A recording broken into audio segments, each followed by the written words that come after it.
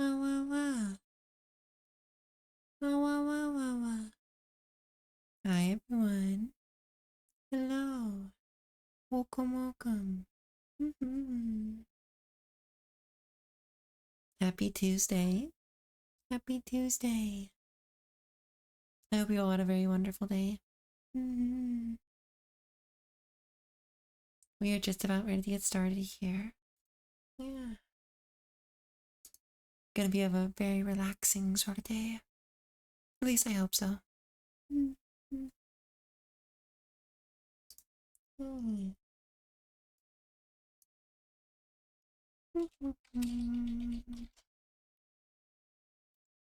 Just gotta finish up this one thing.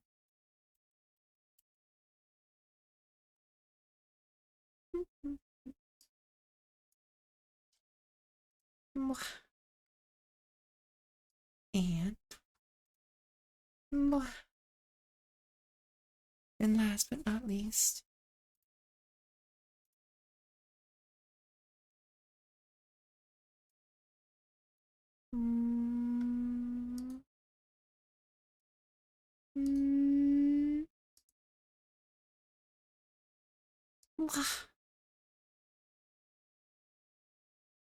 but yes, hello everyone. Hello. I hope you've all had a very good day. We're excited for comfy cozy reading day. Yeah. We're gonna have a little bit of a preamble, I think, before we get into it. Also, good job on getting first, Willie. Really proud of you.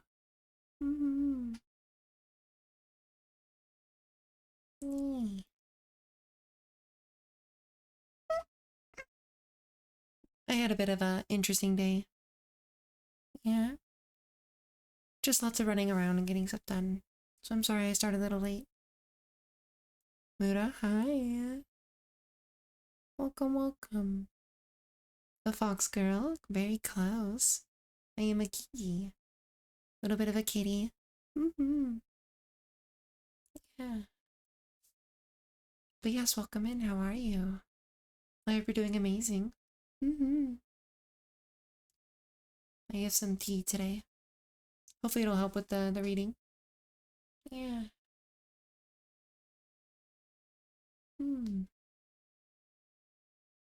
It is Mura, I hope. Or maybe Murasame? You're fine. Yay. That's good to hear. We are just about ready to set up here. Gotta pull the microphone a little closer. We'll also turn off some of the alerts.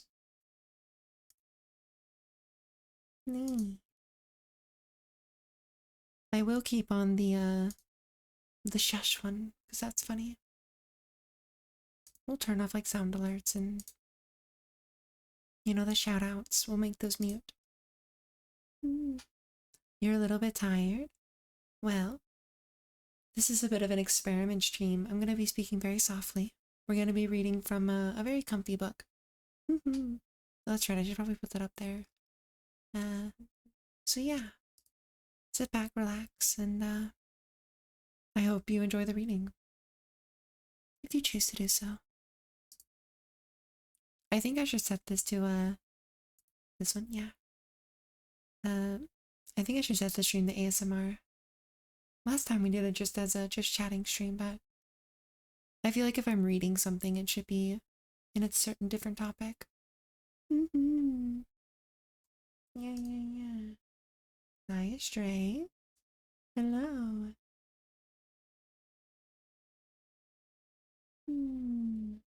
Why is it 13 minutes after midnight? I wonder if that's because you're in I wonder if that's because you're in Europe, hon. Maybe somewhere. That's just a guess. It's currently 6 o'clock here. Yeah.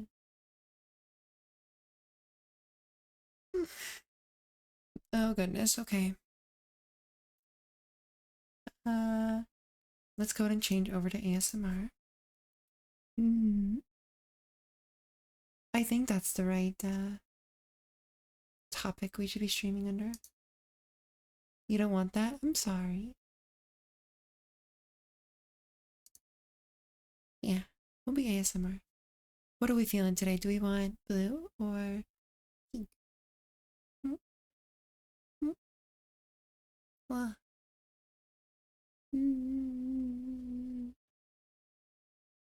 I'm leaning towards blue, personally. This feels a bit more comfy. Yeah. Okay. I got my gamer subs here. Oh wait, before ASMR, should I like open the... Okay, let's try. Ready? Whoa, that was kind of loud. Other clothes I have, it's just these two for now. Mm-hmm.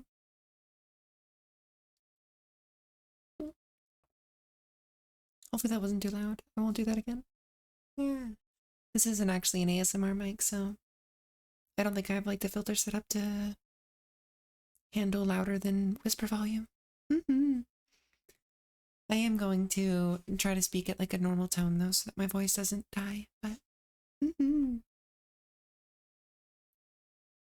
Hopefully this is a very comfy time for y'all.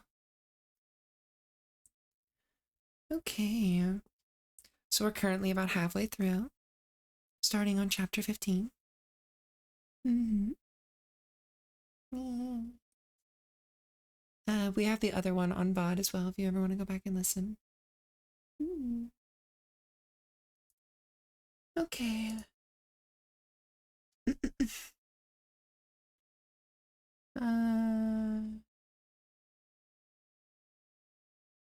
The year 1990 arrived, and already it was the middle of February. She always appeared during the day, but why was it she came again at night? It must be because the family she lived with next door went to bed early. It had become one of my wife's greatest pleasures in life to go out into the garden to greet Chibi, no matter how busy she might be at the moment, and no matter how cold the weather. You like the buttons? Mm. Chibi would climb her favorite tree, a smallish pine in the center of the garden. If you tossed a ping pong ball to her, she would jump quickly into action, like a volleyball player on the attack, and complete a perfect strike. Chibi never tired of this game, no matter how many times it was repeated. At night, my wife would follow Chibi wherever she wanted to go on the grounds, on the grounds of the of the stately mansion. Mm-hmm. Sometimes they would end up mounting the stairs in the main house itself.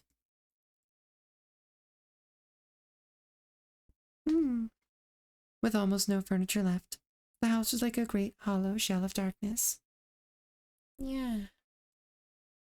It occurs to me I should probably also turn off the audio from some of the other stuff. Yeah. Just so in case someone like throws stuff at me, it won't be super loud. Me. Okay, we're good.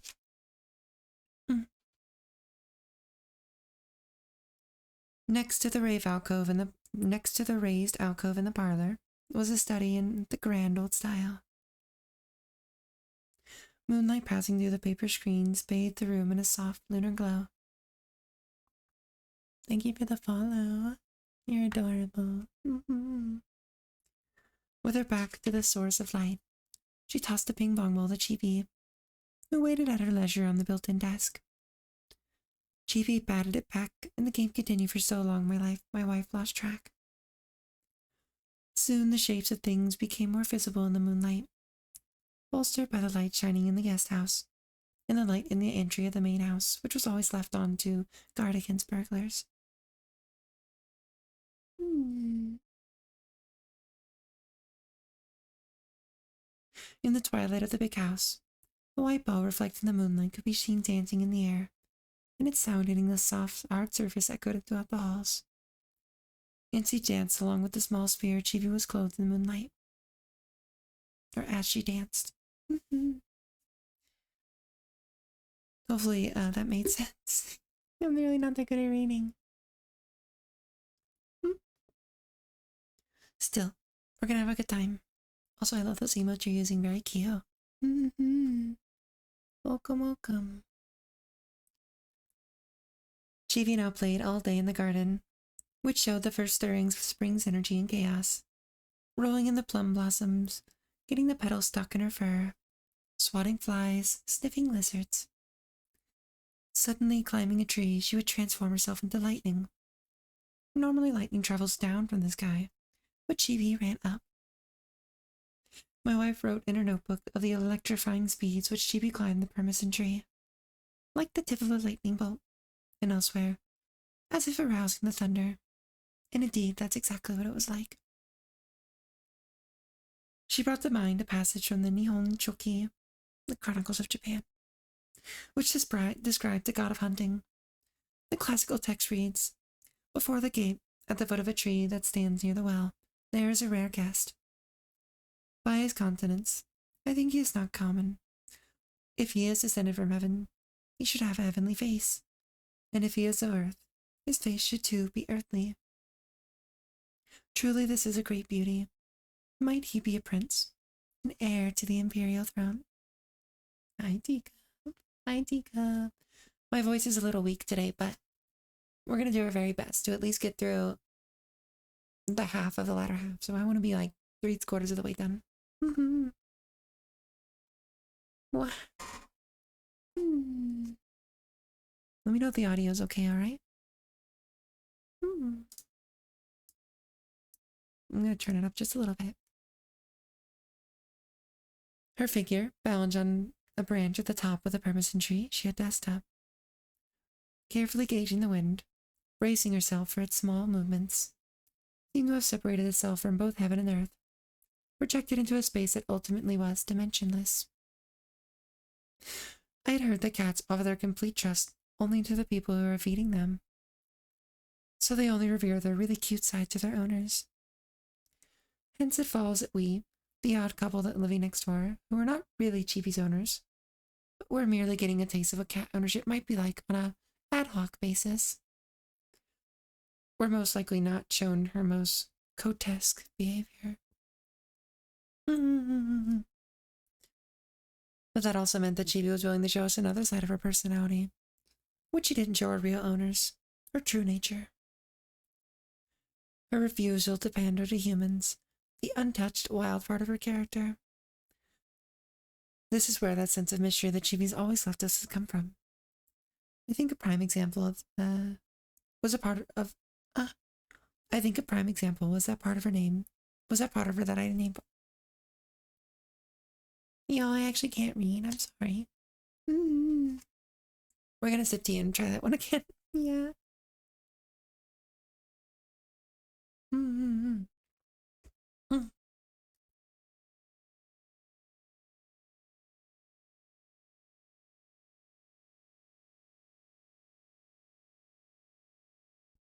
Okay. I think a prime example was that part of her name, was that part of her that I named, for lack of a better term, Lightning Catcher. This was a title of a legendary series of works in color lithograph, and encaustic by a painter who had started his career in copperplate engraving. I was invited to a retrospective focusing on his prints, held at a small, privately run museum in part of Tokyo, consisting mostly of abandoned industrial warehouses. I also gave a talk with the artist. What did Lightning Catcher mean to the artist? The series of works arose out of many years of the artist's exploration of color. The idea that seemed to literally jump out at him from this classic splash ink paintings of the Kano school. In these works, color comes into existence out of materials, in the very atmosphere itself. Followed by an image, ever-changing, vital, raw. The work attempts to capture the actual instance, the sight of the excruciating birth of an image. The conventional assumption is that a painter extracts colors and images from nature, fixing these elements onto a surface to produce a completed work. But in this case, the painter refuses to fix the images, these being no more than constant change and the movement of matter and air.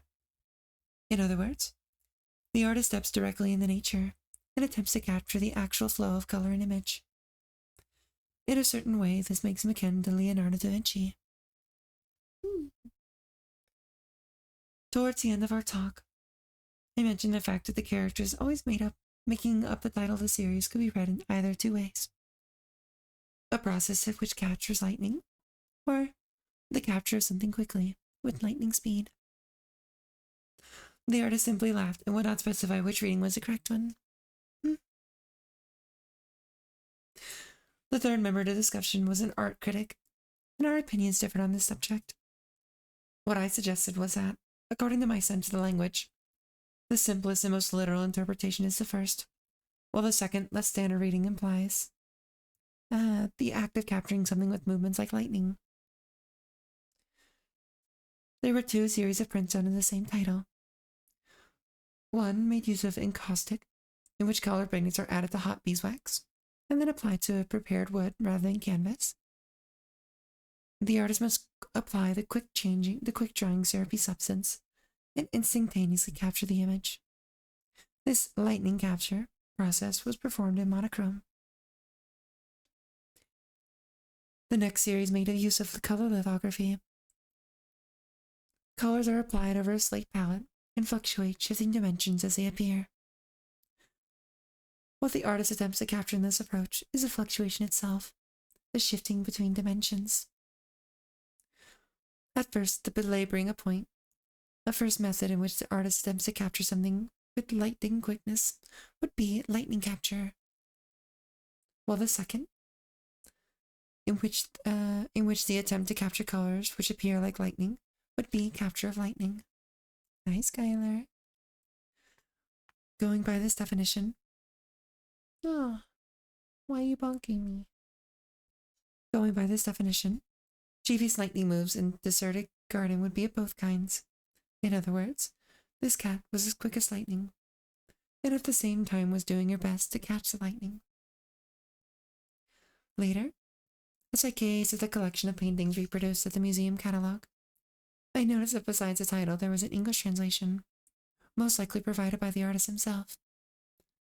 I was completely taken aback. The translation read, "Catcher of Lightning." In other words, rather than the object, it was the subject of the action that was being pointed to. But, if this were the case, wouldn't the reading change yet again? Perhaps this time with a different accent, and, like Chibi, ears finely pointed, twitching the sterns of some unknown direction, as the tongue lightly lofts on each syllable. Or at least that's how I imagined it. Tea break.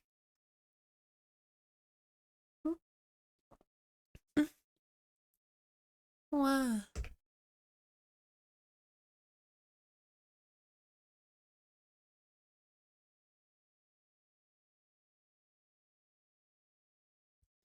Hi, Gecko.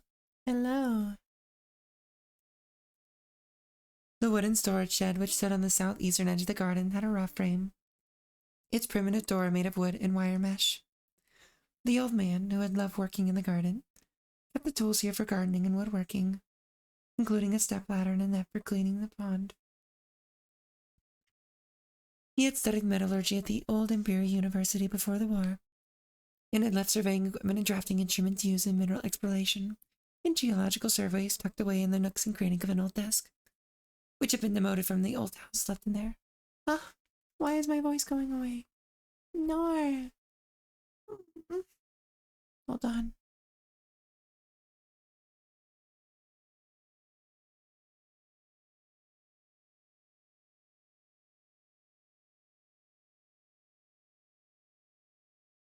Hello? Okay, we're gonna try that again. Or continue trying, yeah? Below the roof of the shed were the crossbeams that supported it, and some planking which spanned the beams, creating a raised platform. This was another one of Chibi's favorite spots. Resting from her lightning capture activities, she would gaze outside her perch on the end of the planking, paws tucked comfortably under her chest. In this position, she faced the guest house, looking squarely in the direction of my desk. One afternoon, as I worked at my desk facing the window, I heard my wife's voice coming from the garden. It was an almost mournful sound. I could only see Chibi was since my wife was hiding behind the wooden fence, but apparently she was looking up at Chibi, where she sat between the shed's roof and the crossbeams. It seemed she was telling Chibi that she would soon have to part with her. Do you understand? Do you have any idea what I'm talking about? Chibi acted as she always did.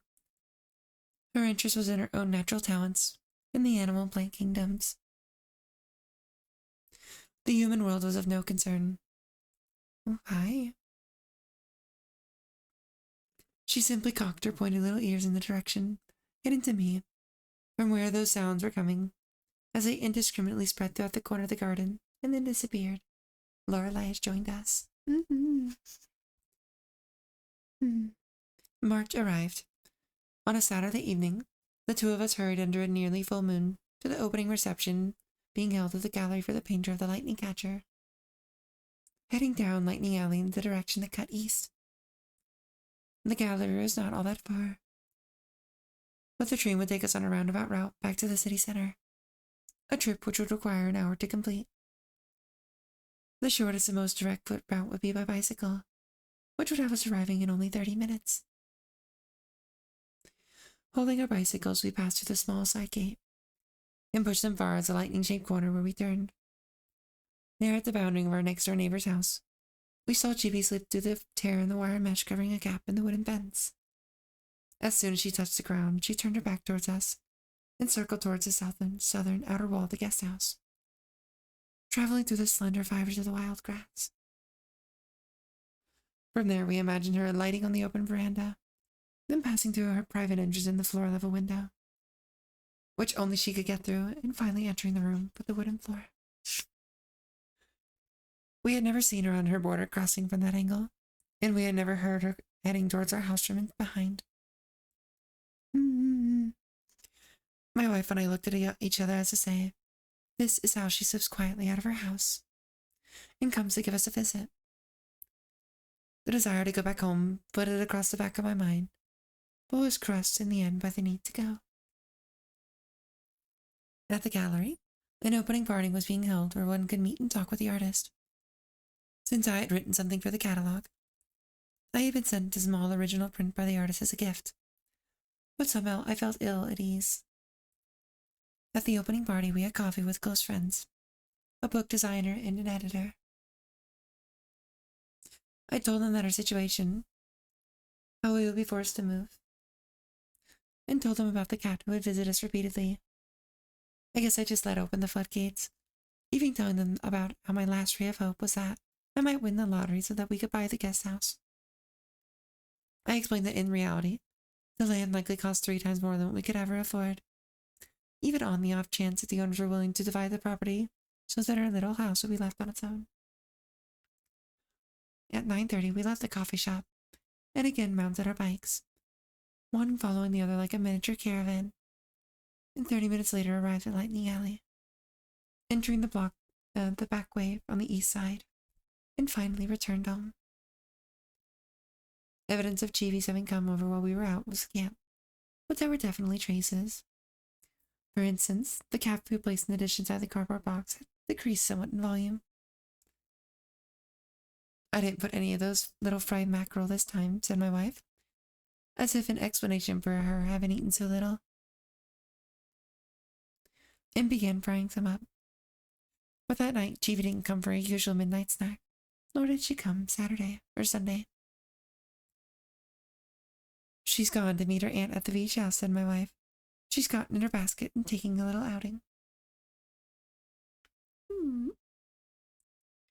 She seemed satisfied with her own explanation. After all, Chivi went away for a number of days during the summer last year for the same reason. And she'll wear the little straw hat, you know, like the elementary school kids, because it's the weekend, right? On Monday, it rained heavily and a strong wind blew. Around noon, a patch of blue appeared briefly in the dark clouds, and then after a while the weather improved. The chattering of the Japanese bush warblers resounded throughout a broad patch of ground in the center of the garden. The sound of drum came from the neighbor's house. The sound was especially loud and intense, and lasted for quite some time. So it's not the whole family, that's the way I thought to myself. Chivi didn't come that day either. So Tinkerbell's not coming, eh? The words I've been trying to avoid slipped out of my wife's mouth, and gradually began to recur the more frequently. My wife, who had had difficulty hearing Chivi's bell, asked me repeatedly if I detected any signs of its approach. Time passed, and the mackerel were thrown out. Then my wife prepared a new batch. Right at the point where it had become unbearable, a friend called up a bar in Shinjuku one of the major entertainment districts in the city. Its narrow labyrinthine alleys lined with the numerous little drinking spots, and suggested I come to meet him and bring the wife along. The invitation came just at the right moment. We stayed out drinking until the early morning hours. It seemed the longer we stayed there, the better our chances were that she would appear. Meanwhile, we would escape the painful hours of waiting for her when she simply wouldn't come. But it seemed more if we were getting our insides all twisted up. Together, we pulled an all-nighter, arriving back at the home the next morning. There were no signs of her having visited, a fact which was ascertained when we were awoken only after 3 hours of sleep by a mailman carrying an express package. We could hear each other's breathing. By nightfall, the interior of the house felt like an invisible body of water, about to overflow its banks and inundate the surrounding area. So that my wife would not detect me, I went over the main house and allowed myself to use the ancient phone, the old analog kind with the dial which they had when I was a kid, for some reason always the color black and surprisingly heavy. I dialed the number of the neighbor's house, which I had just looked up. And the boy answered with his usual gusto, saying, "Nobody's home." "And the cat?" I managed to blurt out. "It died," he said with no change of tone. "When?" I asked. In the same energetic tone, he answered, "Sunday." When I pried for further an explanation as to why, he said he didn't know. Or perhaps he didn't understand because of his age. I don't know the meaning of death. Anyway, that's all I got out of him, all delivered in the same monotonely cheerful voice. One by one, I furiously closed the shutters of the main house, and putting the wooden clogs I had worn on the way over, noisily returned to the guest house over the hard-packed clay surface of the walk. In a voice that was partly a shout, partly a sob, I announced the horrible news to my wife. We have ads going right now. We'll go ahead and wait a second. Hi, Willie. We just got to the really sad part. Yeah.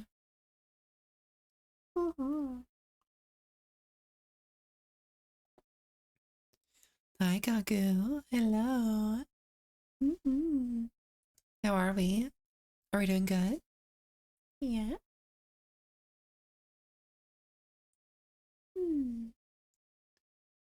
Your bang was on point. That's cool. You just got back from shopping? Did you get anything fun?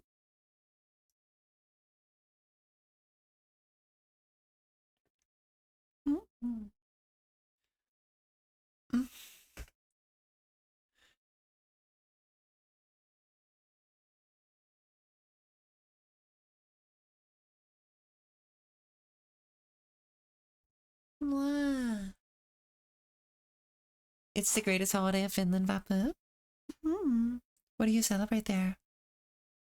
Yeah. Yeah.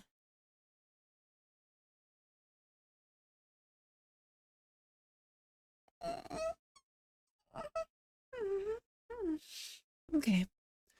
It looks like folks are back from ads, yes? Welcome back. I hope so. It looks like that's the case. You got some festive food and drinks. That's amazing. I hope you have a very fun time. Okay.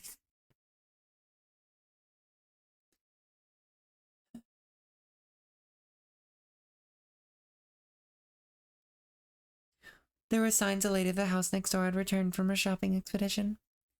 I left my wife at home broken down in tears, and in moments found myself turning the corner of Lightning Alley, and then ringing the bell at the entry of the neighbor's house. Until that moment, my dealings with the neighbor had been limited to passing each other in the alley, or exchanging polite greetings when taking over a package I had kept for them while they were out. I had never made a real visit or actually had a conversation with them before. It seemed she was hit by a car last Sunday night, but there were no external wounds. She just lay there in the street with such a calm expression on her pretty face. That's what was so strange. Her use of the word strange seemed right on the button to me. Chibi was indeed a strange cat. Uncanny, really.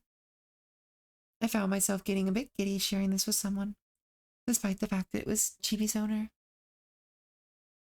Hmm. You know, when we first found Chibi, she wasn't here in the alley. Chibi at first appeared to us on the main street, just up the hills a ways towards the station. It was in front of the hut with the Japanese plum grass growing near the entryway. We found her, we had found her, she ended up following us on the way home. Mm-hmm. Then when I went out to look for her last Sunday, that's where she was, lying dead in exactly the same place where I first found her. I never go on that way on my own except when I go shopping, and have my boy along with me. Late at night, I think it was around 11:30, someone came by and asked me about it, saying, "Isn't that your cat?" So I rushed out, and where she was, exactly in the same spot where we first found her. This is so sad. Practicing what seemed like an immense amount of self-control, she continued in a soft-spoken manner. It was so late at night, and since it was holiday, the clinic wasn't open. My eldest son was on respirator till morning, so I couldn't depend on him to help out. Mm-hmm. I was aware they had a middle school son also. He must have been the one who was playing drums the other day. I buried her at the foot of the pine tree in the garden. So they had a pine tree in their garden too, I thought to myself. I had never gotten a look at their garden since Lightning Alley's sharp twists and turns meant that the property was too far south to be directly in our view. There was a small apartment building, apparently some sort of corporate housing, which could be approached only by a private road by circumventing the alley and passing through an iron gate. It would take some courage, not to mention skill at coming up with excuse, to pass through the gate, climb the apartment stairs, and get a look at the garden from that angle. Then her voice became even softer as she spoke in a wistful tone. She had a good life. I think she was happy. Chibi often came over to our house to play. My wife really doted on her. Oh, is it so? Well, thank you. She would fall asleep at our place, but she would often wake up at the same time each morning. Apparently that was when your boy left for school. She would always go out to see him off. Oh, really? Thank you so much. She bowed politely to me. The way we were talking, it sounded more like a human child that died. I wanted to talk more. I really felt like suggesting we talk more when we both had some time and share all the things about Chibi the other didn't know, about the two sides of her personality. Words to that effect had found their way as far as my throat, but then stuck there.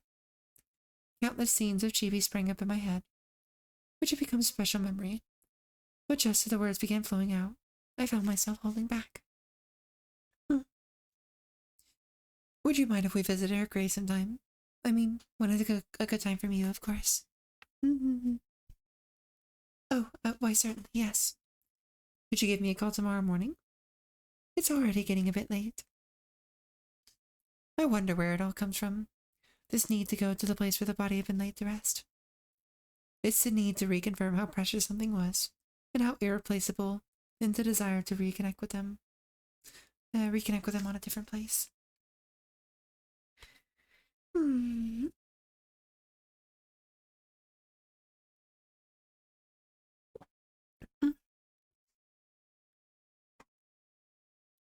I hope we're all having a fun time. Yeah.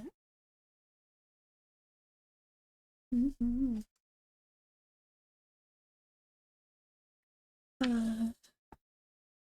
On Wednesday morning, I barely managed to get 2 hours of sleep. I think my wife slept even less. When I got up, I found her sitting out on the veranda, looking at nothing in particular. I spoke with her and then out in the sunny garden. Oh, I spoke with her and then went out into the sunny garden to cut a few branches of plum. Daphne, Adora. And the daffodils. The garden just didn't seem the same. It wasn't our garden anymore. It had lost all of its energy and spirit. Seeking signs of Chibi which might have returned, I took pictures here and there in the garden. I waited until after 9 o'clock, and as promised I put in a call to the neighbor's house. But no one picked up. I tried a few more times, but still no answer. I called again after 11, and the missus answered the phone. Sorry to disturb you at a time like this. Oh no, no, not at all. Would it be possible for us to just briefly leave some flowers? Oh, I'm sorry, but can I get you to come back at a different time? The woman's nearly inaudible voice gradually emerged between sighs. Her tone had completely changed since yesterday, and she told me in a silken tone that she would see how things go. Her voice didn't exactly trail off. It was quiet and commanding. It had the tone of someone who had, having thought of it all, or having thought it all over, without sleeping the night through, had given her final answer and would not budge. The flowers I cut hung suspended in midair. So it looks like we can't visit the grave. My wife cried some more. We both became desperate. As long as things remained the way they were, we would be unable to take possession of the imaginary path we needed to reconnect with GB. I tried getting a look over the fence behind the tool shed in the southeastern corner of the property, but I couldn't get a good view of the neighbor's garden at all. Let alone the pine tree where GB was buried. We left the plum, Daphne Odora, and the daffodil in Chivi's little cardboard box in the corner of the tatami room. We needed to explain to her that we didn't forcibly bring Chibi in, I thought. She came in on her own, and we played with her without really thinking about it. And then Chibi began taking little naps here. We always let Chibi do as she pleased. We didn't even touch her. We had to explain that to her. Little by little, I began writing our history with Chibi in the form of short essays, and publishing them in a quarterly magazine with limited distribution. I placed 2 or 3 of the magazine in an envelope along with the letter and mailed it.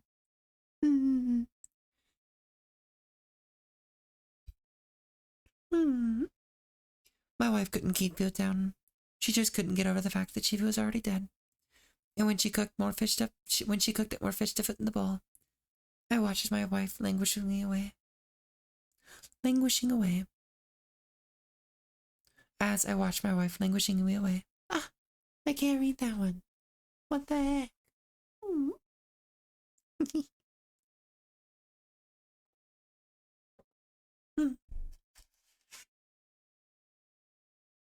As I watched my wife languishing away, I began to feel it wouldn't be best not to move too far away. On the other hand, we were no longer in need of a place close enough for the cat to come visit. If we could just find a place with a view of the Zokova tree. And since this was a neighborhood where high-rise buildings were not allowed, a tree of that size should be visible from quite a distance. I don't want to inch.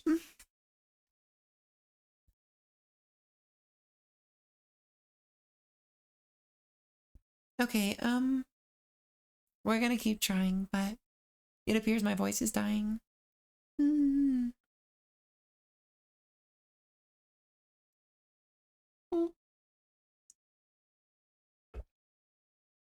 And I can't quite read a book deal if I can't read it, right? Okay, we're gonna keep trying. And since this was a neighborhood where high-rise buildings were not allowed, a tree of that size should be visible from quite a distance. Certainly from a second-story window, and definitely from anything higher than that. Below the Zokova tree, time had stopped. At the foot of a little pine tree in its shadow, the most important of the gems lay sleeping. Perhaps a window with a distant view of the place would allow us to yield to the natural process of forgetting. I went to the library and opened a book on geometry for the layman. I looked for the section on triangular surveying. There was a diagram providing a simple explanation of a method of surveying devised by people in ancient times. This was the simplest way possible to find an object's height, measured shadow at the very moment when the length of the surveyor's own shadow equals its actual height. According to another method, a stick is set upright near the object whose height is to be measured. Between the 2 objects are 2 imaginary triangles equal to each other. The ratio of the height of the object to be measured to the height of the stick is identical to the ratio between the lengths of the 2 shadows. From this, we can calculate the height of the object. Either of the two methods could be easily performed in the garden between the morning hours when the sun shone in from the east. These are thought to be the method used by the Thales of Miletus to measure the heights of pyramids. There are only one difficulty in performing the task: the requirement that the length of the pyramid shadow be measured from the center of its lowest point. This corresponds precisely to the difficulty I face in measuring the Zelkova tree.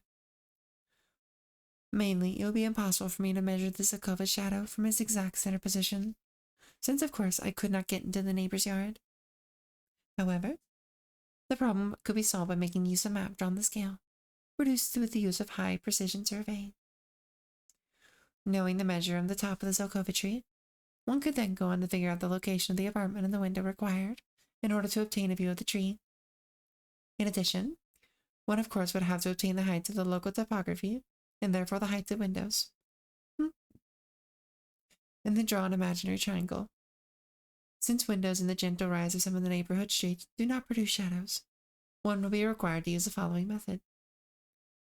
The surveyor looks up and points to the thing he would like to measure.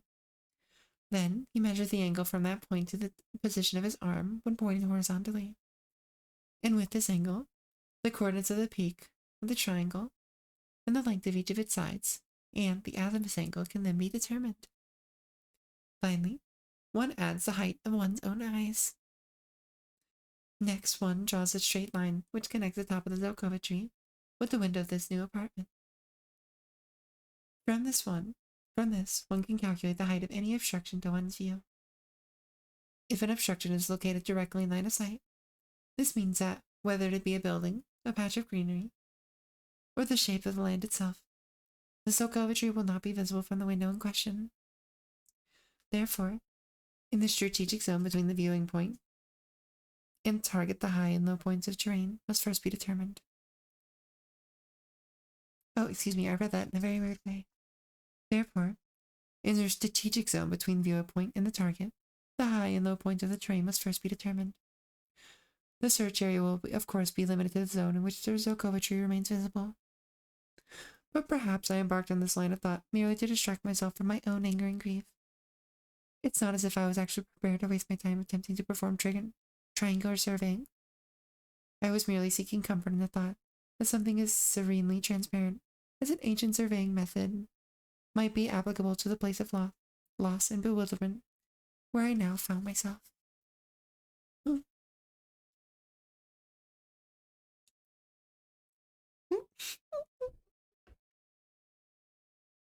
I'm gonna try not to laugh, but I just slurped my tea. How silly of me. Yeah. It was around this time that I began to realize how thoughtless I had been in sending over what I had written about GB. This series of essays, though shorter and in recognizably different style, were essentially a rough draft, which would later become the first part of this novel, the first 3 chapters in which the cat appears and begins to stay a while and play. I was beginning to get the feeling that having sent the neighbors those magazines, I had merely raised suspicions. But this isn't all that was thoughtless of me. From the viewpoint of the lady next door, it was as if we were suddenly being shown another part, a secret part of her own child's life, which she'd be unaware of until now, right when she was in the midst of sorrow and having lost this child. It would not be possible to go around the garden and see Chibi's mother crying. It just wasn't allowed. There was no way we could expect her to share her grief with us. I attempted to surmise what the neighbor lady's feelings might be in this situation, and I began to think that perhaps my thoughtlessness had been due to a lack of experience in this sort of thing, or maybe even sort of immaturity on my part. Several months later, I abruptly submitted an essay, which was to bring the series to close. I covered the events corresponding to the point in the novel where the cat had stopped coming over, and up to the discovery of her death. Though not well known, the small magazine was produced by a highly respectable publisher. It was sold in bookstores oriented towards serious literature. The reason this very proper lady did not get in touch with me again despite her promises to do so must have been because she was too stricken with anger and grief, and her resentment had obviously been directed towards me. So when my essays arrived on top of that, It must have made things all the more complicated. Perhaps the main reason for her anger was the fact that we had been affectionate with Chibi and had become close to the cat without her knowledge and without her permission. But on the other hand, would the mere fact of shared affection lead directly to resentment? If the issue involved permission, then would things have been different if permission had been given? After all, a cat left outside on its own will cross any border it wants. Or something about the fact of having it all put into print gave the neighbors an estranged or alienating feeling, as if the pet they had loved had been abducted by strangers. This must have been the root of a kind of secondary resentment. But a piece of writing, no matter how you interpret it, isn't the same thing as abduction. The act of writing also crosses borders indiscriminately. Wouldn't there be a way to cleanse the thing looming between the neighbor and myself? To purify the boundaries and all by performing an even closer examination of the issues through writing? We took a look at an apartment in a new high-rise building, located about half a mile to the south. But the windows didn't face in the right direction for a view of the Sokova. We just walked home shaking our heads. SMH. As my wife and I walked down Lightning Alley towards our small side gate, a man walked towards us, dressed in casual attire, his hands free of any signs of being on his way back from work, such as a briefcase. And from that moment he began approaching us from down the street. I noticed he had his head stiffly, looking straight forward.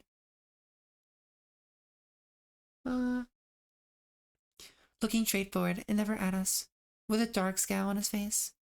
As he drew closer, his neck twisted strenuously as his face turned towards us. At the moment he passed, his expression grew even more menacing. Once inside the house, my wife sighed with relief. I just don't understand. Why such intense hatred? She asked. And then she explained to me that it was the husband of the neighbor, and she said she'd never been glared like that by anyone in her whole life. My wife talked about how when she was in elementary school, her dog would often wander around the neighbors on its own and was treated affectionately by the neighbors. She felt nothing but gratitude for the fact that the dog would be cared for by the people around here. Why do they hate us so much for taking care of Jimmy? Don't worry about it, I said. We did the right thing. We didn't even touch her. Who knows? He may have been brooding about something else. Like what? Like maybe he's deeply in debt, and now it's all come due and at an excessively high interest rate. He can't get back on his feet, and now he's at his wit's end and feels like taking it out on everyone else. That's the kind of expression he had. Of course, this was all nonsense, and it was nonsense thinking that it would make my wife feel any better. In the bath that night, I opened a window to let out the steam. Using the electric pump, I added water from the well, and as my skin began to feel smooth and slippery from the hot water, I suddenly remembered feeling something just before Chiefy died. Since in fact she wasn't really my cat, and also because she was always spick and span, I never thought about giving her a bath. But one night, Chiefy crept up behind me as I scrubbed away. All doors along the approach to the bath were left open. Even the outer door to the area was with the packed earthen floor. Since the bath was situated so that it was protected from view. So when she came to visit, I made up an absurd little song, which I sang to her as I sat in the bathtub. Chibi, hot spring, Chibi the cat, the bathhouse attendant, rinse my back, run away with your little hands. In the garden, still light at this time of the evening after the passing of the spring equinox. A plump thrush bathed itself in the pond. Soon, a small chickadee joined in, splashing around in the water as if intimidating the other bird. The two of them kept splashing around for some time, again and again, climbing up on the pond's edge, only to jump back in.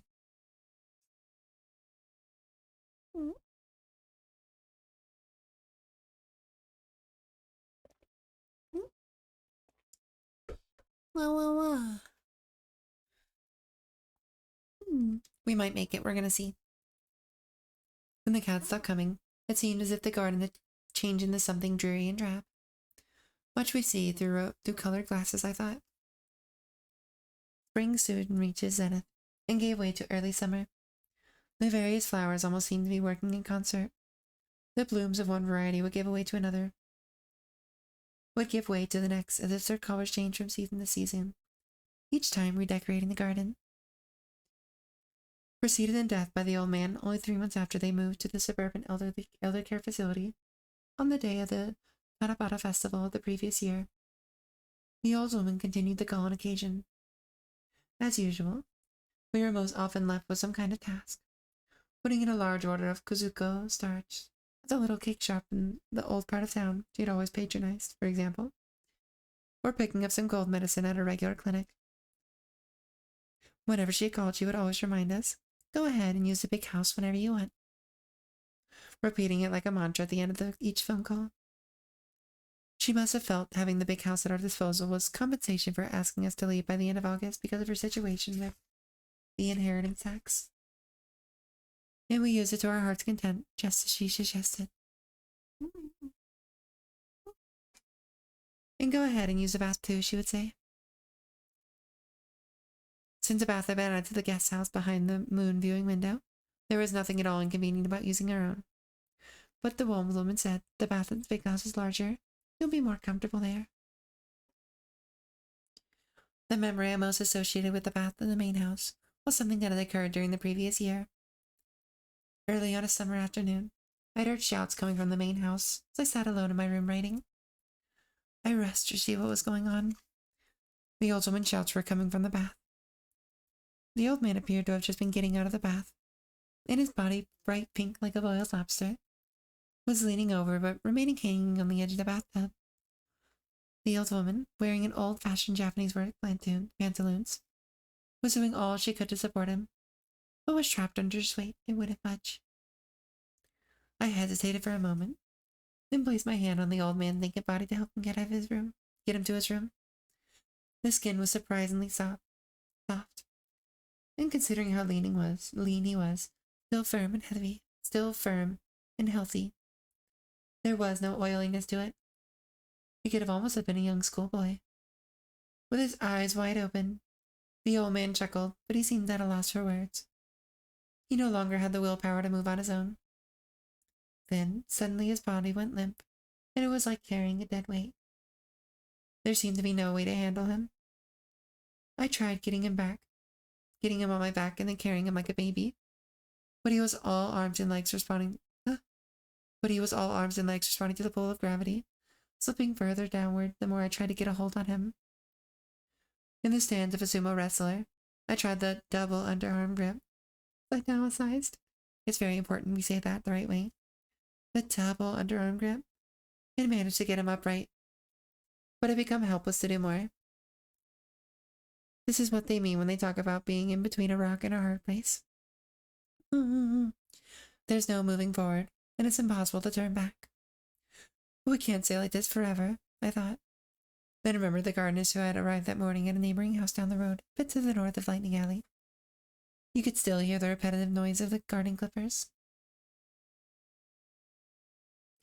I balanced the old man on the edge of the tub in a seated position, and left the old woman to keep him propped up. Then, with beads of sweat still dripping down my forehead, I ran out the side gate and into the alleyway. And from down the road I called out to the men on the street. 4 men in puffed-up workers' trousers and leggings slithered down the tree. Then, leaving their transistor radio behind with the music still blaring, one by one they stepped into the old couple's yard. As soon as they saw what was going on in the bath, they knew what they had to do. With few word exchange, they laid the old man down on his back. Then each one grabbed a limb, picked him up, and silently carried him out and by the veranda. They left him in the bedroom on the west side of the house. Then they returned down the hallway to the entrance, fixing their clothwork boots back on their feet. Left as quickly as they had come, stepping through the front gate in single file, and in a moment were back up the trees. And then the sound of garden clippers could be heard again, wafting across the treetops.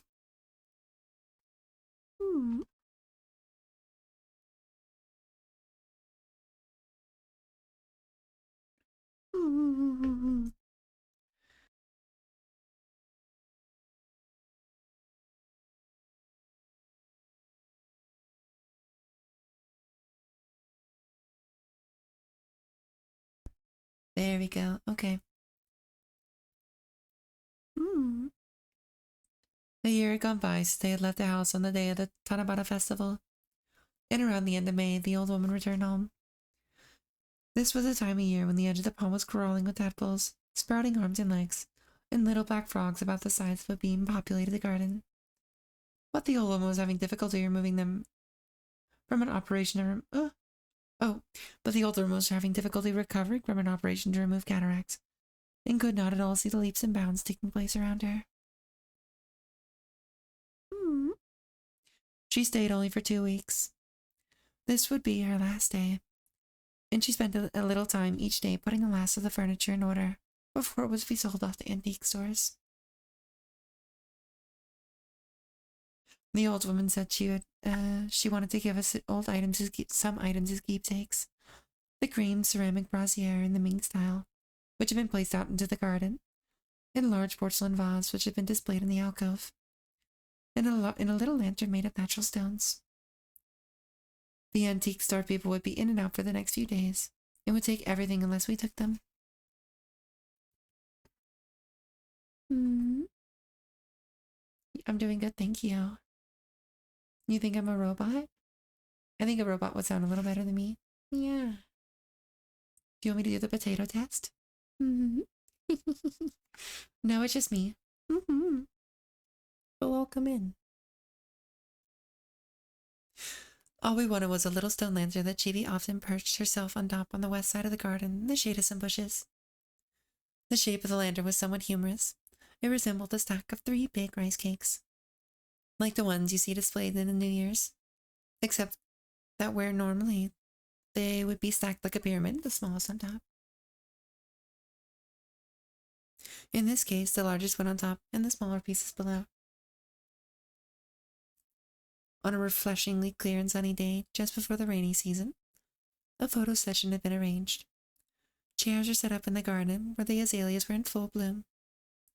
Several photos were taken of the old woman, and then some more with my wife standing by her, posing on their veranda. In one photo, they posed as they were 2 young girls frolicking, the old woman grasping both my wife's hand in hers. Oh, we have ads right now. We'll go ahead and wait a little bit.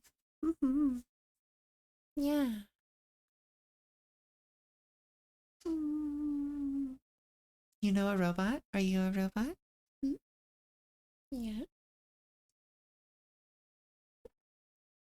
Wow, wow, wow, wow, wow. Hmm. Very cool. Hmm. I suppose I do. Yeah. You've been accused of sounding like a robot? This is my first time being accused of a robot. I feel like my voice usually cracks a little too often. Mm-hmm. Yeah. Hmm.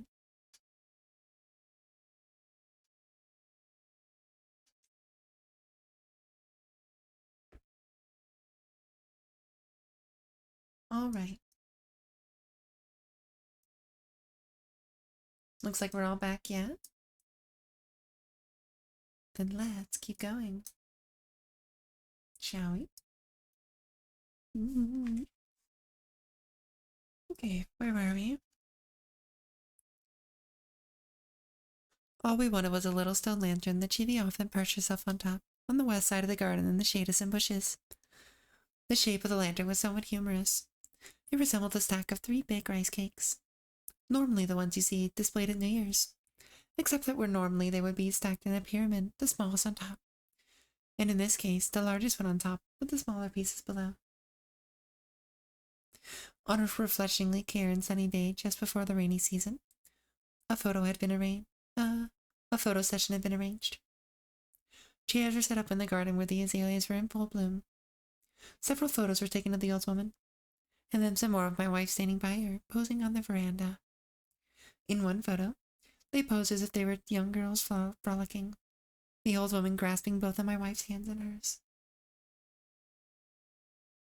Then, on a morning in early June, the old woman returned to the apartment complex for the elderly, never again to set foot in the house. But her tenants were unable to see her off. As it turns out, on that same day, a ceremony was being held at an old temple in the suburbs north of Tokyo, commemorating the second anniversary of E's death. And a special section of seats were reserved for close friends and fellow poets. Meanwhile, news suddenly arrived only 2 days before this commemoration: the death of a highly respected older poet, whose funeral was now being held on the very same day. I felt torn. The word to grieve or lament in Japanese is actually made up of two different kanji characters: sadness and resentment. It seems that here the very two separate emotions get tangled up. Whether a large number of people gather, flustered and confused, around the occasion of death, a lot of quick decisions are made according to consensus, which is fundamentally suspect. Often within the limited time available, some decisions are made which one would never have dreamed of. In the case of E's death, this was more or less how things proceeded from the night on the wake onward. And now I found myself in the awkward position of having been chosen to officiate this particular ceremony. Or shall we say forced? As if it was one of those things one simply cannot refuse to do. Tasks were divided among friends and split between two services which were to take place. The plan was to first attend the older poet's funeral at the temple in the north end of the city, and then rush out to the suburbs on the other commemorative ceremony. But the schedule was so tight, I would have to leave the house before the old woman's planned departure. So we were seen off instead. The old woman, who'd never seen either of us in formal attire, was delighted to see my wife in mournful dress, and playfully grabbed onto her sleeve, saying repeatedly, "Oh, you look wonderful, dear, just divine." Then, almost breaking into a song, she insisted, "I don't really like being seen off anyway." Meanwhile, we just couldn't seem to find a new apartment. There was simply no comparison with what we had now. Everything we looked at was small, cramped, expensive, and drab. We came to realize just how much the housing market had changed in the last 3 or 4 years. On the assumption that land prices would only keep rising, people went on with their lives without ever questioning what was going on around them. And the practice of using real estate as collateral to take out a loan, and then to use the cash for speculative investments, was simply taken for granted. Both real estate values and stock prices continued to rise. The change was evident even in our sleepy little neighborhood. At the counter of the local sushi shop, one would often overhear young couples discussing plans to speculate in real estate. They would buy a piece of property and then sell for profit within the space of a few years. Flipping, they called it. You could change seats and sit in different parts of the restaurant, and yet find another pair talking about the same thing. That's what the times were like then. Our search for a new apartment gradually wandered further and farther from my original plan of looking for something in the vicinity of our old house, continuing on an outward spiral from the Zelkova tree. Even if we went with the current trend, buying rather than renting on the assumption that it would be more profitable, that would mean we'd have to go even further out into the suburbs before we could find anything that was even remotely close to being affordable. With an eager young real estate salesman as our guide, we were led around the suburbs for about 40 minutes outside the city center on the express commuter train. And in the course of viewing a variety of properties, we were given a vicarious peek into the private lives of total strangers. Everything from a condominium where a woman who was disturbingly clean lived her own, keeping the place extremely tidy on the assumption that she would be reselling it soon, to the home of a professional baseball player, for all intents and purposes, an absent father, overflowing with stuffed animals to send home as souvenirs. As we went around trying out the various spots on the realtor's list, I found myself seriously wondering at what point the situation would really change. It was like having a hard, dark room and never quite making things out. Having failed in his attempts to alter the course of the Arno in order to prevent its flooding, a challenge taken up in cooperation with Leonardo da Vinci, Machiavelli wrote the following poem. The river's fierce current, it's wild, extremely attained, crushing all matters of thing, wherever it reaches. Making one side high and another low, it carves away the blush Blush, Ellie? It carves away the bluffs, altering riverbed and river bottom, overflowing as if to do battle with Mother Earth. Fortune is so unkind. Boldly her long tresses, disarranged, now here, now there, one after the other, transform all things. Was the goddess Fortuna going on a rampage? Tossed about by her rough waves, moving from one place to another? Or moving from place to place? How are we going to manage to find the right current? The one which would lead us to a new home. In my despair, I decided to approach the problem with a sense of detachment.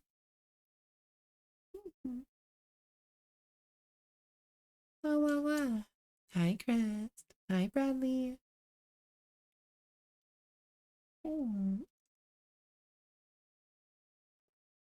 Okay. Mid-July, the seasonal rains came to an end. The blue figure of our white-tailed skimmer dragonfly appeared on a large rock beside the pond, in a perfect place to catch the sun. Could it be the offspring of the skimmer who, in the summer of the previous year, came back again and again to kiss the arc of water produced by the spray of the hose? United in the shape of a distorted heart, the blue and yellow female and male had flown from branch to branch among trees. Could this be their child, now emerged from his pupa? The male skimmer I had become friends with had vanished by the end of August. For a while, I regretted the disappearance of my winged friend and his wife from the garden, which had now also been left behind by the old man and old woman. But I felt as if the same skimmer had been brought back to life along with the bright light of the summer. Then, between the effacement of death and this birth, that was his sense of kind of rebirth. I found vividly recalled to me those who had left and never returned. As July too approached its end, I found my eyes wandering towards the large rock extending over the pond each time I went into the garden under the intense afternoon sun. There were no signs of the white-tailed skimmer. Then I would clap my hands together lightly as I used to, and from out of nowhere a shadow would nonchalantly fly over this way, ever so slightly rippling in the air. If I made a arc of water with the hose, the skimmer would fly around it as if filled with glee, and then come even closer, just like the one before it. Skillfully avoiding the spider webs which could be found everywhere, he appeared to be living in an expansive existence, making use of every corner of the garden, even as it lapsed into decline. Suddenly I had a thought. I turned down the hose and turned out the water, and stretched out my left arm with my index finger pointed in the air. The skimmer took a wide turn, coming back towards me. He quickly approached, and after first pivoting in yet another direction, came in aligning himself on the direction of my finger, and finally alighted there. I was overjoyed and held my breath. It's him. It must be him. It had been a long time, though the year had gone by quickly. There in the deserted garden, so isolated from its surroundings as if to produce an otherworldly atmosphere. For a brief moment, I held on my finger those two great compound eyes and four transparent wings. The slightest movement of my body sent him dancing up back into midair, but in only a moment he returned again and alighted on my finger. And there were a few more timeless moments of stillness. A brown-eared bulbul came into one from the branches of the silkover in the neighbor's yard to the east, let out a shrill cry, and flew off again. Startled, the skimmer flew away and did another round of the garden. But I left my finger pointed up in the air, and, keeping still as I could, waited for a while. The skimmer first set itself down on a spot a couple yards away, but never again returned to my finger.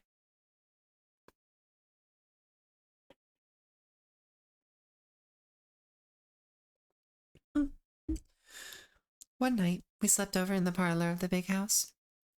Early in the morning, I thought I heard someone out on the veranda sharpening a kitchen knife. The harsh rays of the late summer sun combed the thick foliage of the Zelkova tree and poured into the garden. The sound sounded very close, yet when I looked outside, no one was there. I slipped into a pair of wooden clogs and walked in the direction of the sound. It seemed to be coming from the grass growing around the roots of the plum tree near the house. I stared hard to make out what lay between the blade of grass, and a giant praying mantis turned towards me. A cicada with its wings unfurled held firmly between its front legs.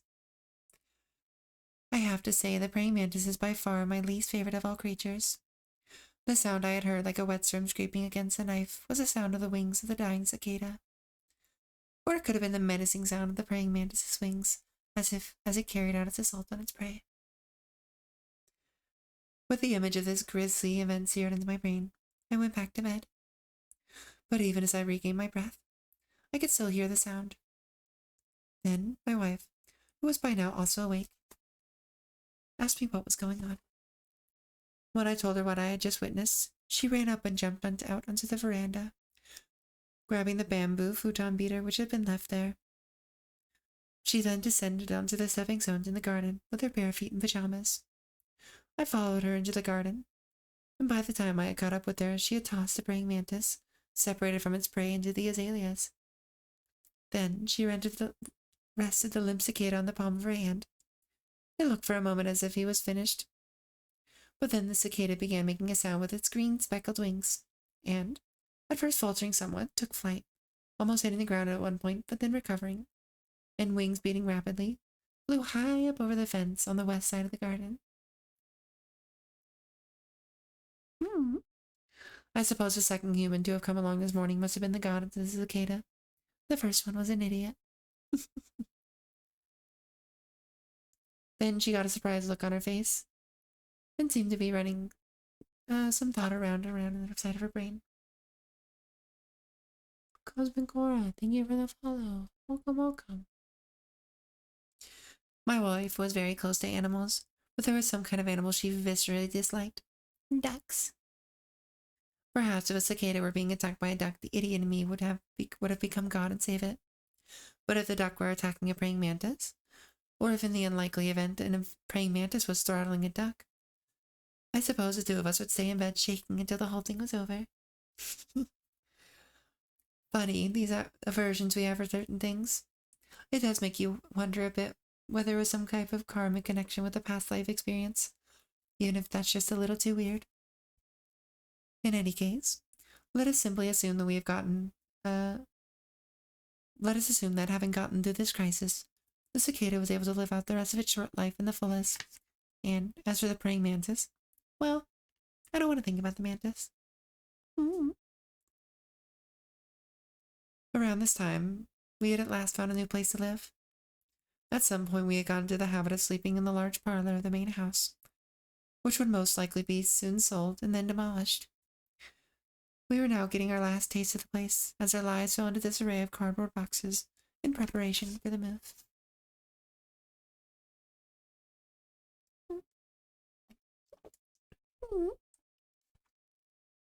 It was the last Saturday of August, and the night before our scheduled move. At some point, without our having noticed, the gap lip open at the foot of the wooden fence was formed the border between our house and neighbors to the east, and which in the past had only been partially covered in wire mesh, was completely repaired. A new sheet of wire mesh now covered the entire opening. Meanwhile, it seemed as though some creature had wandered out of the house next door in the area between it and the wire mesh. It seemed like it was a kitten. For the first time in quite a while I heard the neighbor woman's voice, I took a rest from packing and trained my ears to listen. Looks like they're they're like jewels. Uh-huh. The cat was apparently below the eaves close to the house in the backyard, which was also near the little passageway through the border. But there was nothing to worry about. The cat would not go next door. This was more or less the gist of the conversation between the mother and child. The cat's eyes must have been glowing in the growing darkness. She has such pretty eyes, don't you think? Apparently, she was looking out of the entry of the house. I could hear the voice of the little boy next to her. From the window of the south side of the house, I could see the light from a flashlight move this and that way. There was really nothing to be bitter about, but it did make me think of Chibi. So they got a new cat. My wife often also noticed and seemed a bit uneasy. The room had reached the pinnacle of chaos. We had finished packing that night, but no matter how much we worked at it, we seemingly out of nowhere, objects continued to appear. We had called the movers more than once as work had progressed during the day in order to move boxes. In the end, we needed over 100. Most of it was books we just couldn't part with, and bric-a-brac collected over the years. The endless jobs of packing so exhausted me that I almost burst into something between a scream and an insane laughter. But then something began to push me in the opposite direction. For my wife, mainly it was sad that a certain someone once cared for by her family would now be forgotten at the foot of the little pine tree. Mm-mm.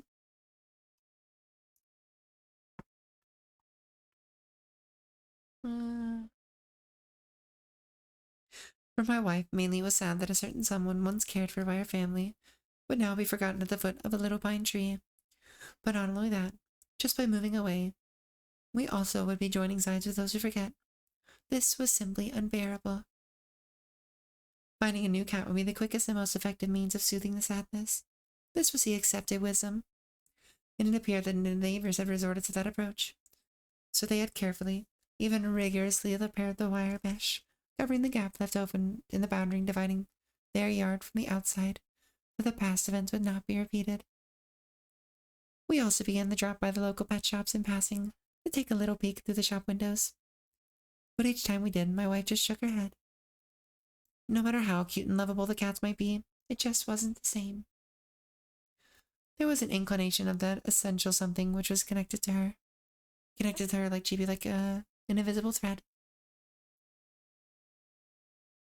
Then, one day as we rode our bikes, one behind another, to a distant neighborhood, we stumbled upon several kittens which appeared to have belonged to someone on the side street we had never ventured down before. My wife had stopped in her tracks and got off her bike to have a closer look at the little fuzzy creatures. Shall I go talk to the people here to see if we can have one? I asked the question with emphasis. She thought for a while and then said, "No, it's just not the same." She laughed sadly and got up to leave. We stacked the cardboard boxes we had stuffed with all of our belongings into the spacious parlor of the big house. But no sooner had we done so than the guest house was again filled with boxes. One box remained untouched in a corner of the tatami room, its cover left open. A towel was laid at the bottom of the box, and a dish smelling of horse mackerel was set down there along with it.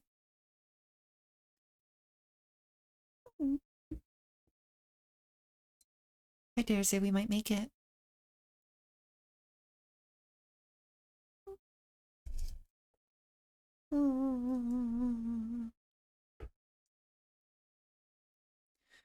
Okay. What we finally found was a low-rise condominium set in a grove of Zelkova trees. We had searched far and wide, even going out to the farthest western reach of the city. Then, empty-handed, we found ourselves turning back and again, starting all over again near our own neighborhood. It was the middle of July, and our deadline was the end of August. So we mounted our bicycles and went around to every realtor we could find in the area. Then suddenly I was reminded of how we found the old woman's guest house 4 years ago. So we again dropped in at the realtor's just outside the local train station, and my wife immediately lays eyes on a property whose information had only recently been pasted up on the bulletin board. We asked about it, and we were told it was on the 3rd floor of a rental condominium, in a setting that was like being out in the woods. We pedaled out right away to see it on our bicycles. It was an apartment building with 3 floors containing 40 units. Next to it was an open space planting with trees which were preserved by the local district government. There was a row of about 20 huge Zelkova trees, and to the east there was a neighborhood consisting of old traditional houses. It was midway between the 2 local stations and near a railroad crossing, probably the reason the natural wooded area had been preserved. We were told that there had been a golf driving range there up until a few years previous to our discovering it. The rent was double we had been paying in our old place, and we would require a guarantor who could vouch for our income, and of course, no pets allowed. We had searched for a way to buy the place, but each time got ourselves lamenting our financial situation, which had almost got us there, but not quite. And to top it off, it seems we were always shown places that were considerably run down. But soon we were realizing this had become the norm. I recall that the last time we looked for a new apartment, as well as the time before that, things just hadn't been like this in the city. Even in our neighborhood, we had started to notice a growing number of older houses being ready for demolition so that shiny new condominiums could be built in their place.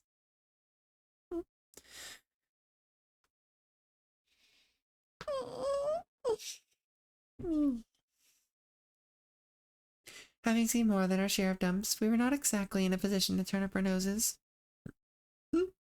Turn up our noses at an apartment complex enveloped in greenery. And only a 7-minute walk we would find us at Chibi's Okova. And who knew? Maybe the rustling of the leaves of the Okova tree outside of our window would bring us visions of Chibi's own tree. It was nearly August, and several days had passed since shelling out the deposit. I decided to walk alone, and found myself wandering towards the place where we would soon be living. Entering the property, I had looked up at the dense foliage, and on the green of the Sokova trees, leaves rustling in the light breeze. On the south side of the L-shaped building was a green belt closed off with a fence, and a gate so that one normally could not enter.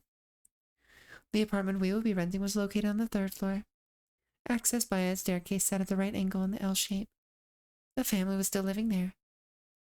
As I strained my neck to look up in the window facing north, I could hear their excited chatter, all about how they would be moving to their own house, a real house.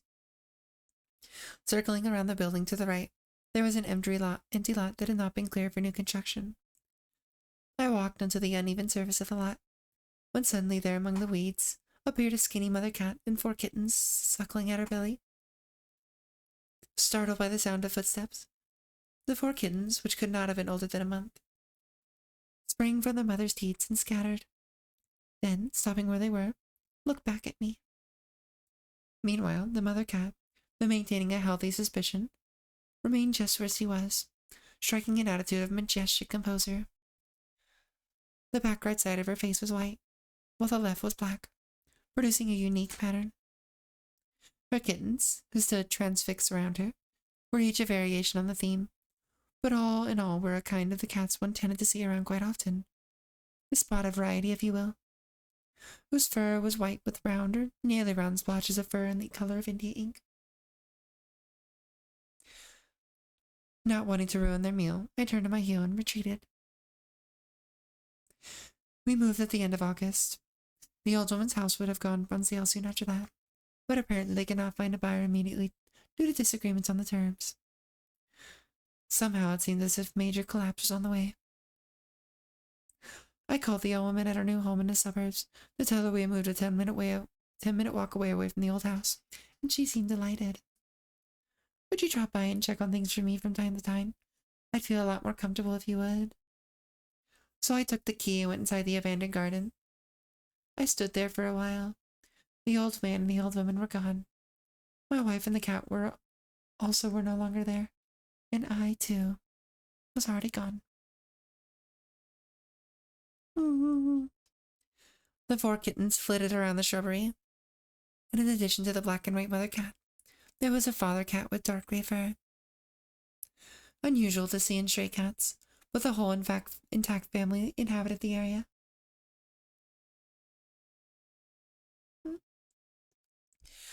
When autumn came and the mother cat could no longer be found, and the shadows of leaps and bounds seemed to also have declined in the bushes from the 4 original to only 3 kittens.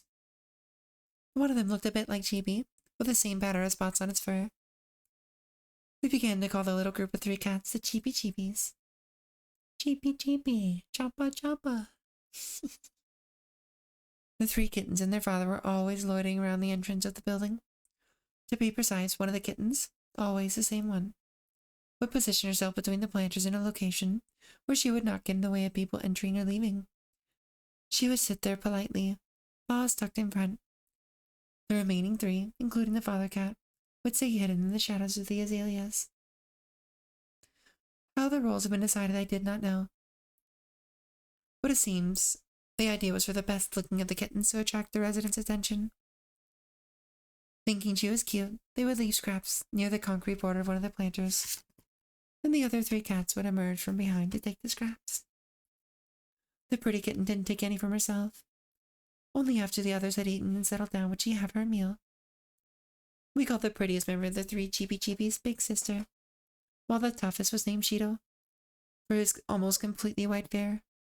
And the clumsiest of the three we called Kappa, since his tortoiseshell markings reminded us of the river spirits of traditional folklore. The father cat, always calm and serious, we simply called Papa. There was no doubt that Big Sister looked like Chippy. No matter how hard you looked, on heaven or on earth. Oh, on earth or in heaven, there we go. There was no cat as otherworldly or mysterious as Chibi. In contrast, Big Sister had a down-to-earth quality, as well as a soft and tranquil nature. She was shaped a bit like a pear, and had a short tail. It was almost as if she'd been pulled out of an animated film, and that gave her a certain attraction. Arriving back at home, my wife would announce the group's activities. Big Sister's out there again. She's cute, ain't she? I'll go bring her a little something. It seemed almost like old times, when Chibi would come over to our house and we would play in the garden. Soon, autumn deepened, and feeding the cats would become our almost daily routine. There were other residents who were fond of the cat and loved scraps, but for my wife it was on a whole different level. One night she announced, I'm going outside to play with the cats. She took out some dried sardines and then got the ping pong ball out of Chibi's old box in the closet. But then after a while she came back despondent. She won't play. Even when I put the ball right in front of her, she won't try batting it even once. She didn't seem to understand the concept of play. And then she got that look on her face again. The one that she got when she was thinking of Chibi. Then, around the time the autumn leaves began to blow around the apartment grounds, Big Sister started to play. The family of strays became accustomed to getting a late-night snack. And then in the wee hours, when none of the residents were around the sea, my wife would go out with Big Sister, or to play with Big Sister. Looks like we have ads started, so we're gonna wait for just a second, okay? Yeah.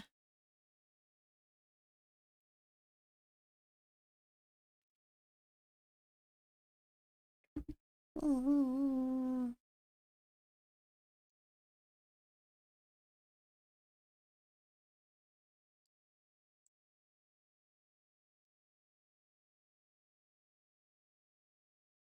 Okay. We gotta turn off my tea warmer. Wow, wow, wow, wow. I hope y'all are having an amazing time. Yeah.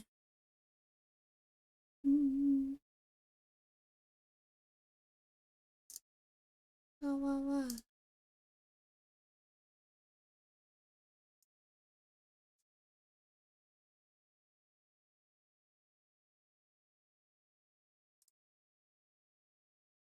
Let's get some stretchies in ya. Me.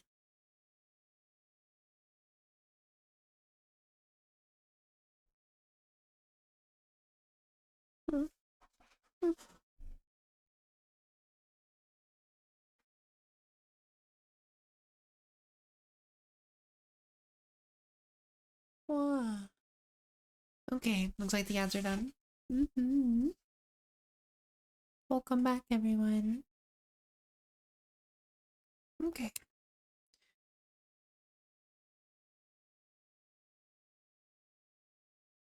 I lost my page. Hold on one moment.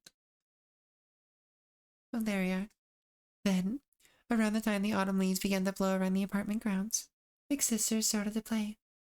The family of strays became accustomed to getting a late-night snack. And then in the wee hours when none of the other residents were around the sea, my wife would go out to play with Big Sister. The ping pong ball didn't bounce well on the asphalt surface of the road, so we had tied a piece of string to the end of a stick. And then on the other end of the string, tied a small snowman doll.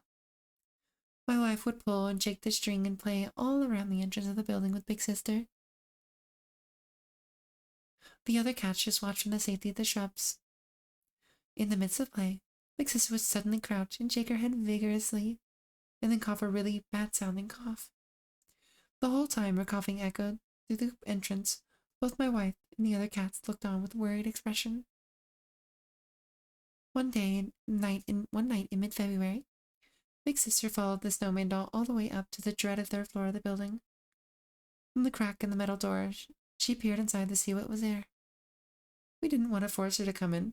We just propped the door open with a sandal and left it there to do whatever she wanted to do. Quietly and gingerly, she stepped around the room, taking in the detail of her first inside view of a human house. Then, our guest, like other before her, quickly slipped out the door without a word, and quickly descended the stairs to return to her outdoor family. My wife followed her outside and down the stairs to the building's entry. Crouching on the ground, crouching low on the ground, the grandfather cat was waiting for her. In front of my wife's very eyes, he patted Big Sister on the head once with his paw.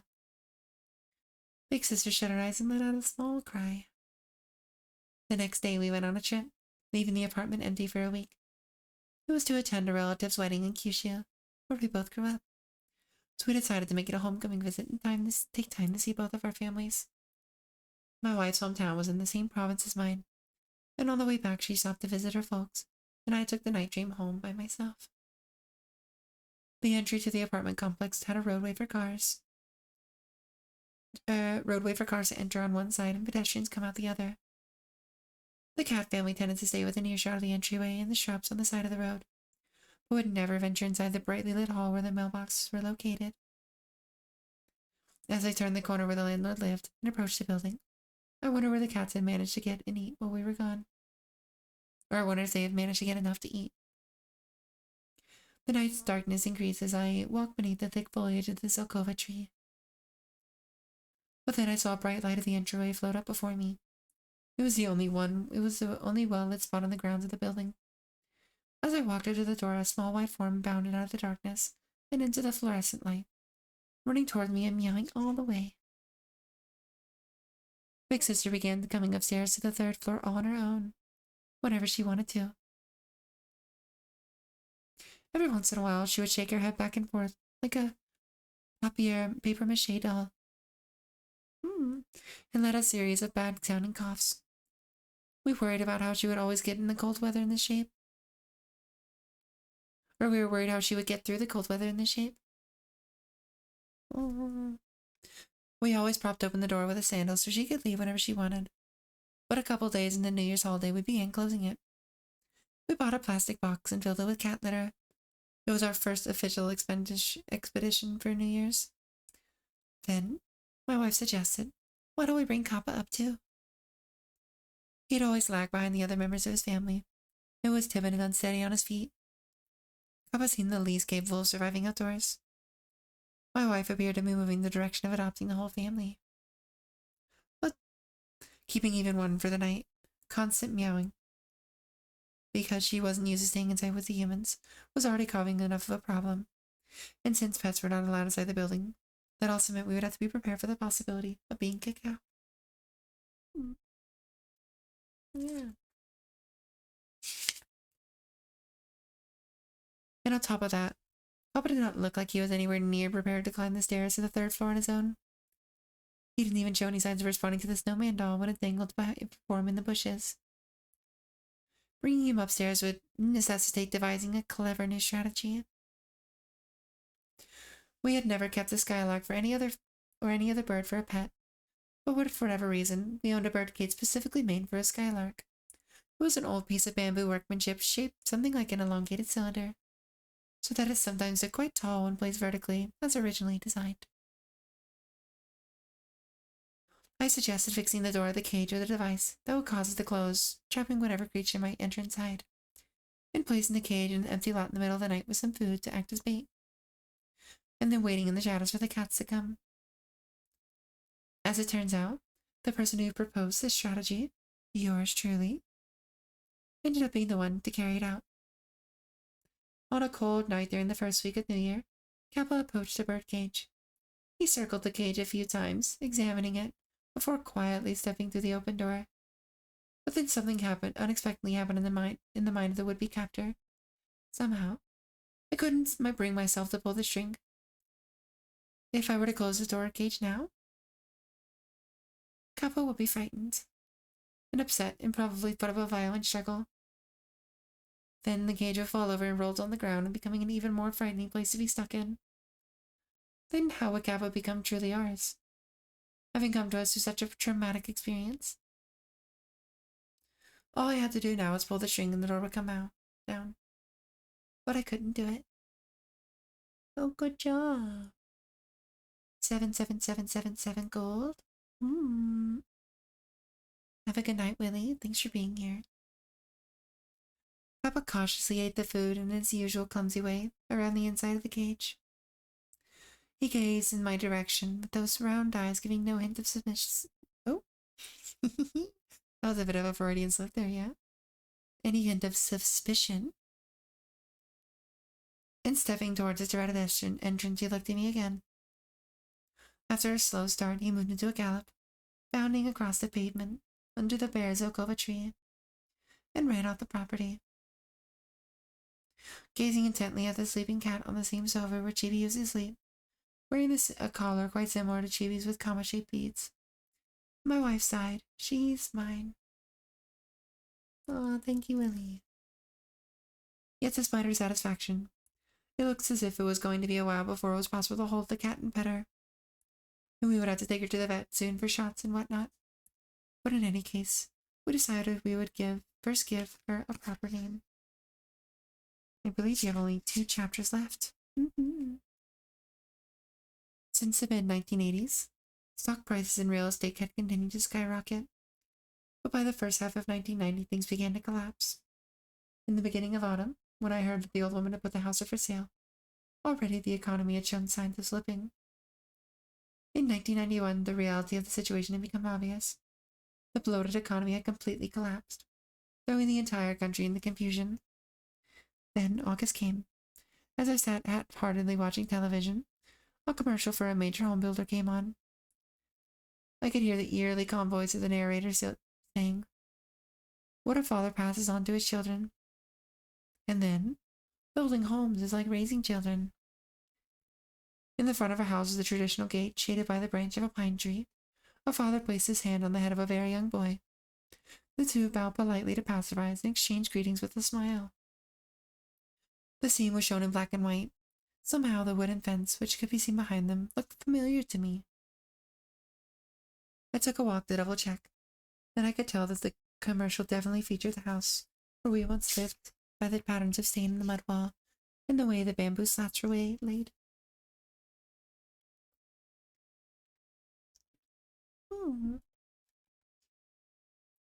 You could see right through the commercial.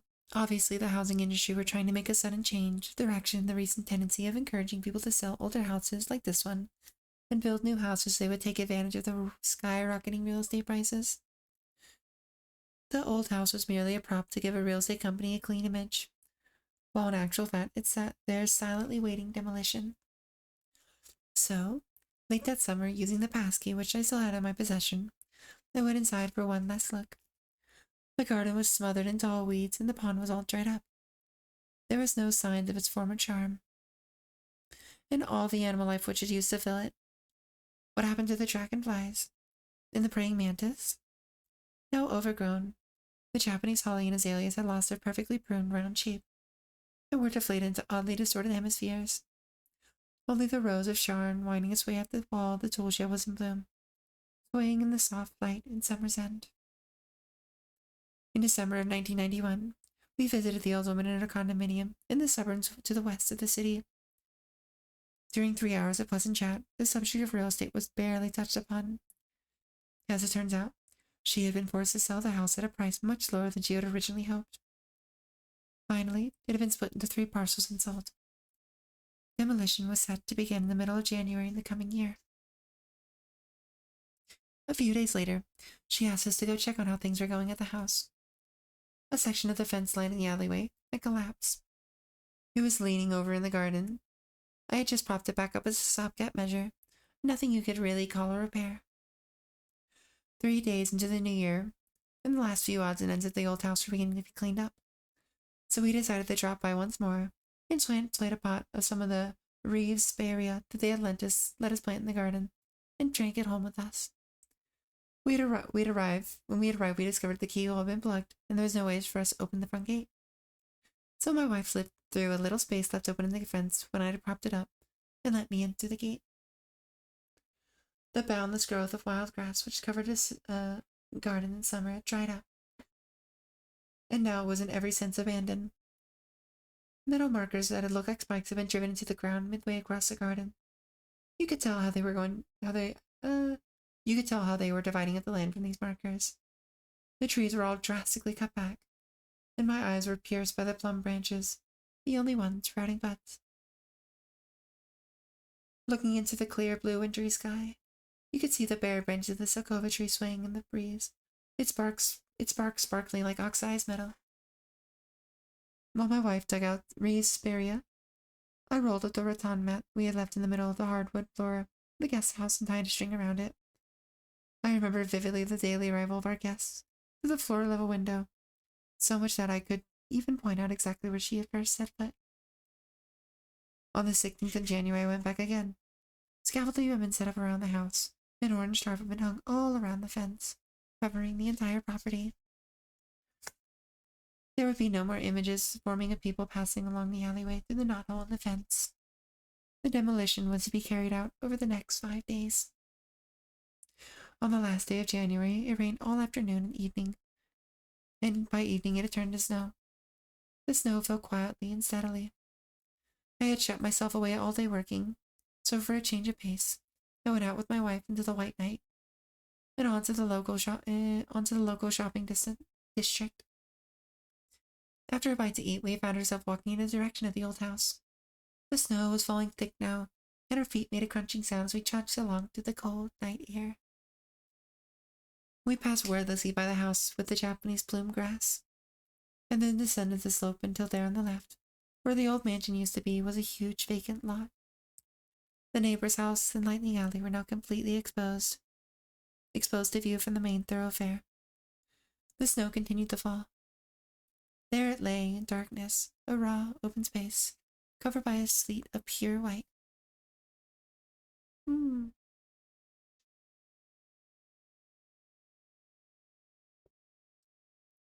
A writer acquaintance, who we shall refer to simply as H, lived just a minute's walk down Lightning Alley towards the south end.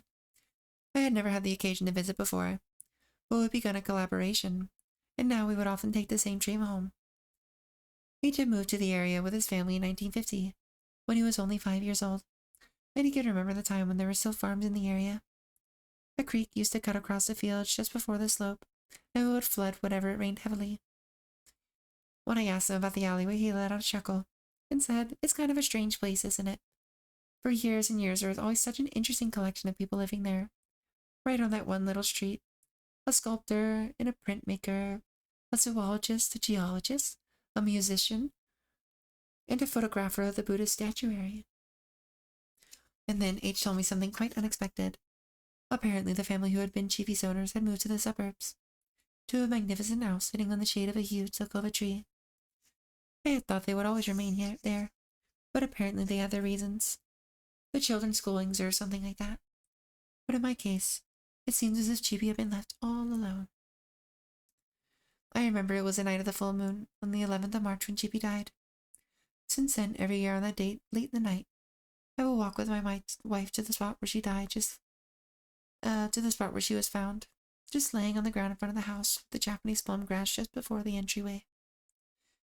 We chose an hour where there would be few passerbys, and when the time was right, we'd place a few sardines on the ground, then kneel down and place our hands together. Then we would take a leisurely walk down to our former abode. I have come to realize that during this entire 10 years, each time I had joined my hands together, I had never been able to believe once that she was hit by a car. I haven't spoken to my wife about this. It was a quiet street, whether we were talking about a car which had just crossed the street, where most of the traffic is, and turned onto the road heading downhill, or one is heading up from the hill and had reached its intersection. This is right at the point where the drivers are forced to slow down.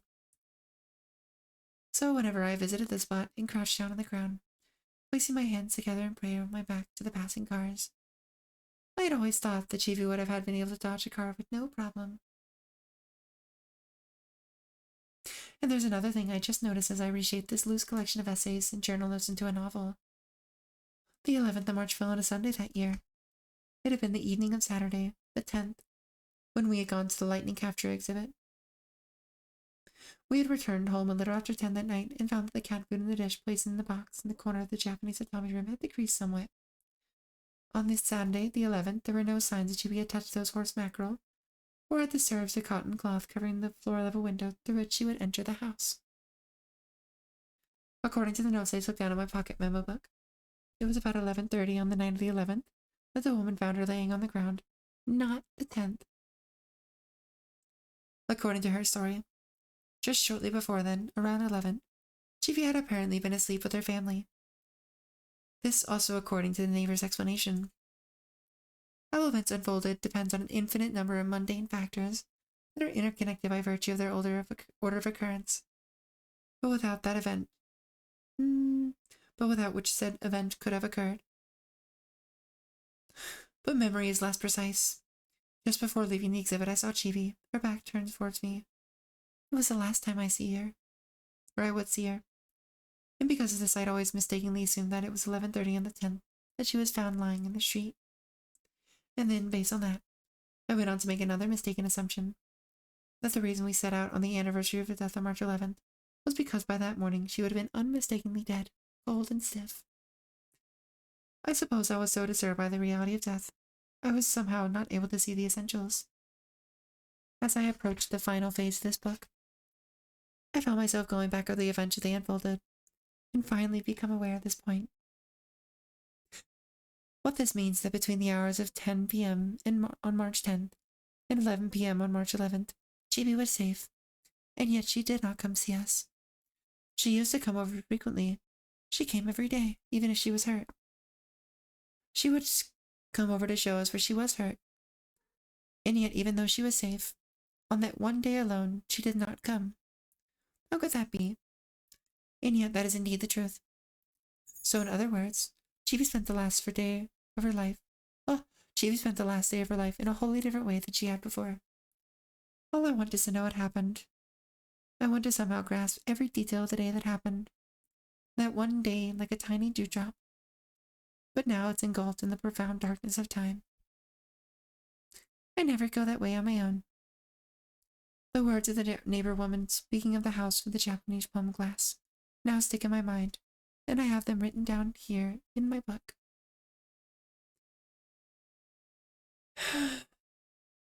And that, my dear chat, is the guest cat. Yeah. Very ironically, as soon as we're talking about a kitty again, my precious little Henry has come to join us. Hi, baby. Come lay down. Hi, Sky. Thank you for the hydrate.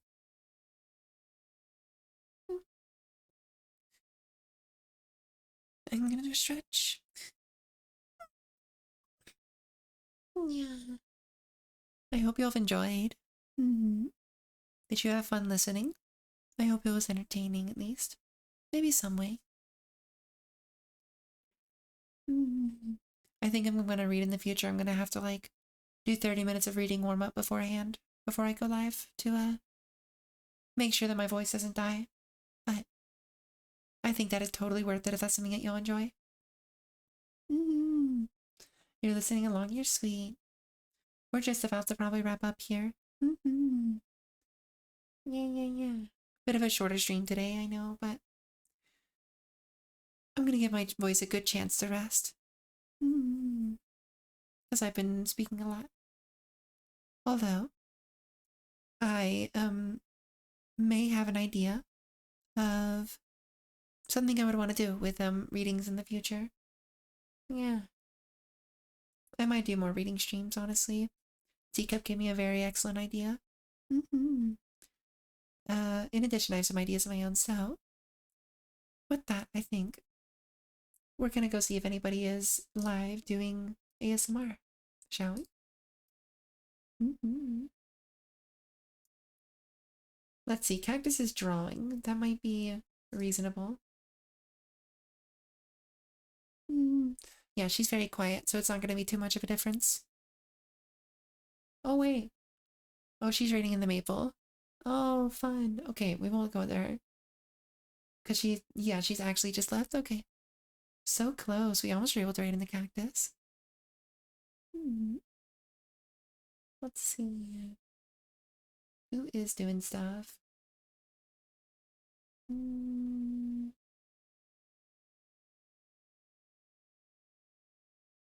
Hmm. I would like to raid into someone. Just want to make sure it's not too crazy. You know, Cataly's always adorable, and her voice is always sound to listen to. Mm-hmm. She is playing Lethal Company, so that's going to be fair warning for all of y'all. It might be a little different than here. Mm-hmm. But she's hanging out with a lot of people, so I hope it'll be fun. Yeah. We'll just use this as a raid message. Yeah.